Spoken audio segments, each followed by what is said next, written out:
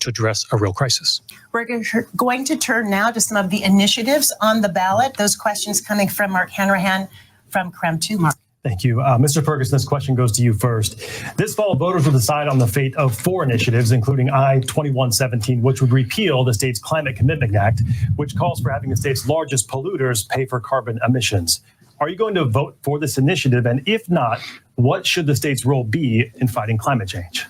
So I'll be voting no on the initiative. In other words, I'm opposed to repealing the Climate Commitment Act. And just want to elaborate that for a moment. This will be a critical issue facing our voters. And I believe that the Climate Commitment Act needs to be adjusted. For example, farmers are entitled to an exemption under the Climate Commitment Act. That hasn't happened yet. When I'm elected governor, I've met with farmers in Odessa. We're going to make sure that the state follows through on the promise to make sure those farmers get the exemption they're entitled to. Something else I would change with the Climate Commitment Act. Look, that act helps fund a working families tax credit. That's helping out working families all across the state. We need to expand the amount of money going to that working families tax credit to help Washingtonians all across the state. Finally, what I'll add is there's a transition coming to a clean energy economy in this state. We need to embrace that. Why? It's good for clean air, it's good for clean water, but guess what? It's also good for jobs. I was in Wenatchee, went to an apprenticeship training program there. What were those hundreds and hundreds of Washingtonians training for? Clean energy economy. Those are jobs for Washingtonians all across the state, and that's a key reason why I also support the act, but it does need to be adjusted as we move forward. Mr. Reichert. So I have a great record on climate in Congress. I worked on Alpine Lakes, Wild Sky, Mountains to Sound, Greenway. Those are all great accomplishments in making Washington State green, clean, and pristine, and we all want that. The problem with the gas tax is we weren't told the truth. We were lied to. We were told it was going to be pennies. It's more than pennies. It's gone up to 50 cents. At some points, we're competing with California now to see who can have the highest gas tax.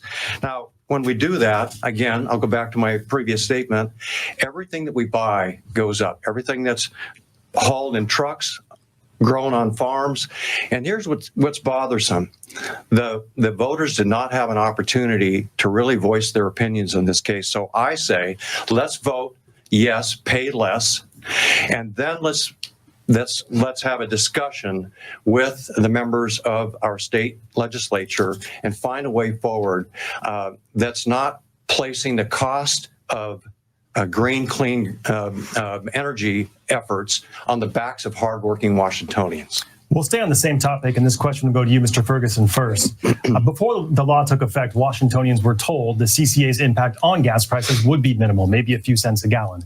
In reality, it quickly led to higher prices, around 25 cents or so a gallon. Do you think the public was misled about the CCA's impact on gas prices?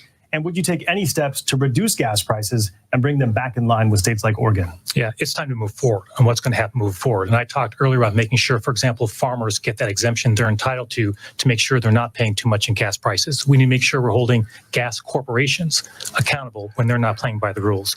I do want to add, though, that my opponent denies that humans even contribute to climate change. And you can go to ReichertRevealed.com. So he's interrupting me again. Please you can go to ReichertRevealed.com and you can actually listen to his words. There's audio tape of all these things. You also said, Dave, I love Donald Trump's policies. Well, guess what? A lot of those policies eviscerated environmental laws, clean air, clean water. I know, Dave, because as Attorney General, I challenged those rulings in court and won time after time.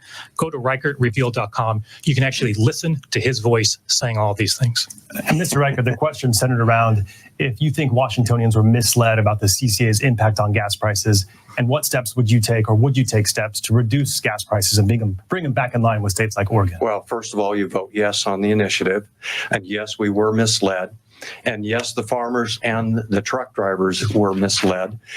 They were told they were going to have an exemption when no language included at all in that bill that allowed for an exemption. They've had to now sue the state of Washington to try and get that exemption. And as far as the Donald Trump policy, yes, I agree with some of Donald Trump's policies. And that is, guess what? Lower taxes, hard and tough on crime. Let's hold people accountable and responsible to the law laws of Washington state. Let's stop blaming victims and excusing criminals. Yes, I agree with lower taxes. Yes, I agree with tough on crime.